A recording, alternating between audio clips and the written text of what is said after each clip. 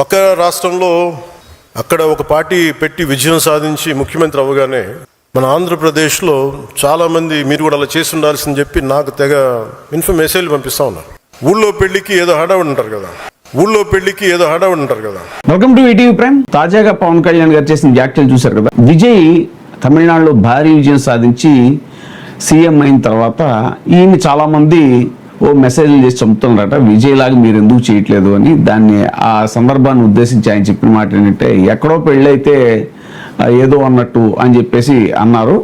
అయితే ఆ సామెత ఎలా అన్నారు, ఆ మధ్యలో ఆ పదం వాడకపోయినా ఆ అనుకూల మీడియా ఏదైతే ఉందో వాళ్ళు దాన్ని అందిపుచ్చుకుని ఎక్కడో పెళ్ళైతే కుక్కలకు హడావిడి అన్నట్టుగా అనే పదాన్ని రాసేశారు. పవన్ కళ్యాణ్ గారు అన్నట్టు రాస్తారు. ఇప్పుడు అవును మురుగుతాయి అనేటువంటిది ఇప్పుడు జరుగుతున్న డిస్కషన్.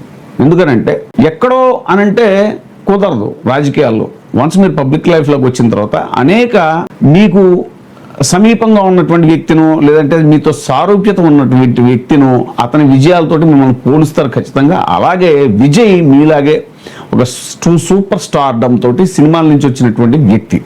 సో అతను రాజకీయాల్లోకి వచ్చి పార్టీ పెట్టిన వెంటనే బంపర్ మెజారిటీ తోటి సక్సెస్ అవటం, ఈరోజు సీఎం అవటం అనేటువంటిది ఒకప్పుడు ఒక ఎంజీఆర్ ఒక ఎన్టీఆర్ క్రియేట్ చేసినటువంటి హిస్టరీని అతను రిపీట్ చేశాడు మళ్ళీ. అలాంటి అవకాశం, అలాంటి స్టార్డమ్ ఉన్న మీరు ఆ హిస్టరీని క్రియేట్ చేయలేకపోయారు అనేటువంటిది ఖచ్చితంగా మిమ్మల్ని అభిమానించే వాళ్ళకు ఉంటుంది. అలాగే ఇప్పుడు మీరు ఏదైతే అన్నారో కుక్కలు అనేటువంటి పదం మీరు అనకపోయినా కూడా మీరు ఆ స్లాష్ తోటే మీరు వాడారనేటువంటిది అర్థమవుతుంది. కాబట్టి మీ అనుకూల మీడియా దాన్ని ప్రొజెక్ట్ చేసింది కాబట్టి, డైరెక్ట్ గా మాట ఉంది కాబట్టి ఇప్పుడు అవును ఎస్ కుక్కలే మురుగుతాయి. ఎందుకు మురుగుతాయి అంటే మీడియా అనేటువంటిది వాచ్ డాగ్ లాంటిది.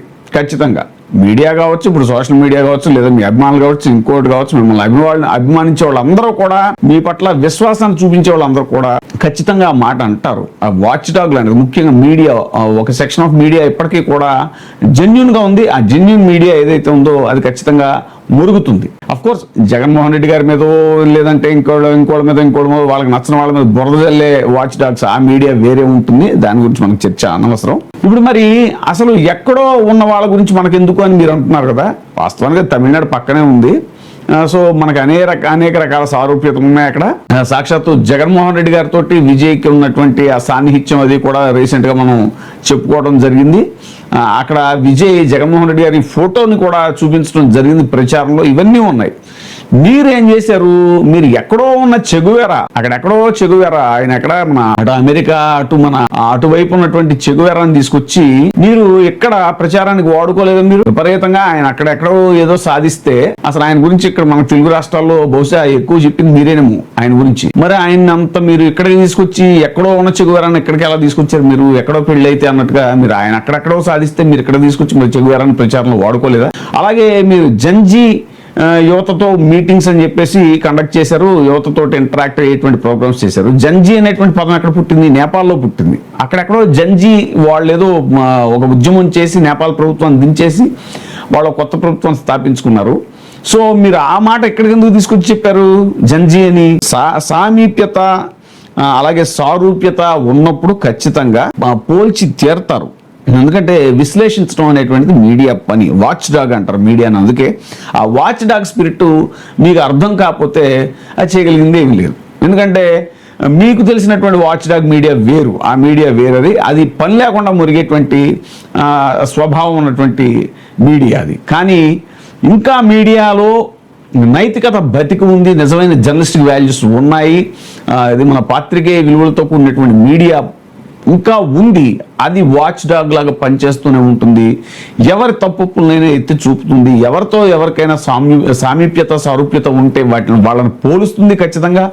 మీరు విజయ్ లాగా మీరు విజయం సాధించలేకపోవడం అనేటువంటిది ఖచ్చితంగా అదొక మీ జీవితంలో ఒక మార్క్ అనేటువంటిది ఇప్పుడు వాచ్ డాగ్ లాంటి మీడియా చేస్తున్నటువంటి పని.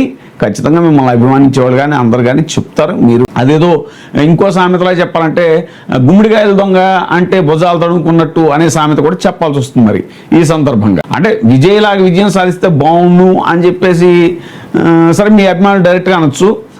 ఒక మీడియా ఆ మాట ప్రయోగిస్తే మరి మీరెందుకు భుజాలు తడుముకున్నారో కూడా అనేటువంటిది కూడా మీ మీద ప్రయోగించవచ్చు. సో ఇలాగేంటంటే ఫైనల్గా ఏంటంటే వాచ్ డాగ్ ఖచ్చితంగా మీడియా వాచ్ డాగ్ లాగా మురుగుతుంది, అరుస్తుంది. ఎక్కడ పెళ్ళైనా ఎక్కడ ఏదైనా మీడియా వాచ్ డాగ్ లాగా మురుగుతుంది. నిజమైన మీడియా జెన్యున్ గా మురుగుతుంది. కానీ ఇక్కడ వచ్చిన సమస్య ఏంటంటే కుక్క పని కుక్క చేయాలి, గాడిద పని గాడిద చేయాలి. కానీ అది చేయనప్పుడే ఇటువంటి సమస్యలన్నీ ఎదురవుతాయి అనేటువంటిది ఇప్పుడు జరుగుతున్నటువంటి చర్చ. పక్క రాష్ట్రంలో అక్కడ ఒక పార్టీ పెట్టి విజయం సాధించి ముఖ్యమంత్రి అవ్వగానే మన ఆంధ్రప్రదేశ్లో చాలామంది మీరు కూడా అలా చేసి ఉండాల్సింది చెప్పి నాకు తెగ మెసేజ్లు పంపిస్తూ ఉన్నారు.